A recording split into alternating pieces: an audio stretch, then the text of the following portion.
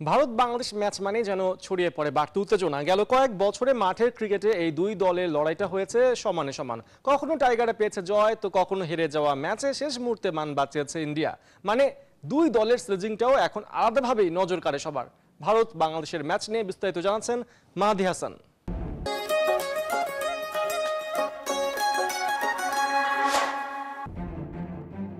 Cricket শুধু ভদ্রলোকের খেলা, হালনাগাদ সময়ে এই ন্যারেটিভ অনেকাংশেই অচল।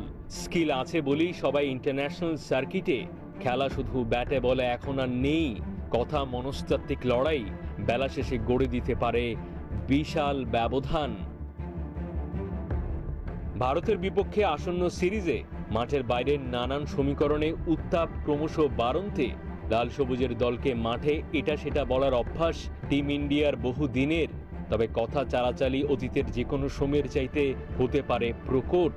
বাংলাদেশ যেমন সাম্প্রতিক অতীতে ফিরিয়ে দিয়েছে কথা, পাল্টা আক্রমণ কিংবা আক্রমণ করেছে কখনো কখনো, সেই মাইন্ড গেম খেলার চাহিদা এই সিরিজে থাকতে পারে কয়েক গুণ বেশি।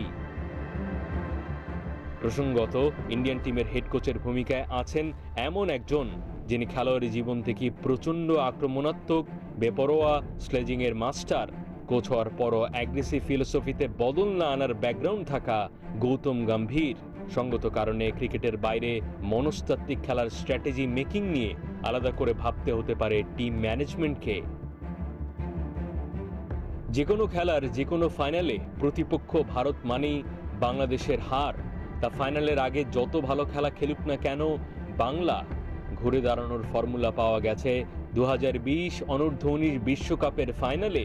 ভারতীয় প্লেয়াররা শরীরী ভাষায় কথা বলার ন্যূনতম চেষ্টা করার আগেই পাল্টা ঝাড়তে হবে কয়েক গুণ বেশি আগ্রাসী বডি ল্যাঙ্গুয়েজ। খালেদ মাহমুদ সুজনের মাস্টার প্ল্যান, ভারতের বিপক্ষে ভালো রেজাল্ট পেতে হলে মাঠের খেলার আগে মনের খেলাতে যতটুকু চড়াও হওয়া প্রয়োজন ততটুকুই হওয়া চাই।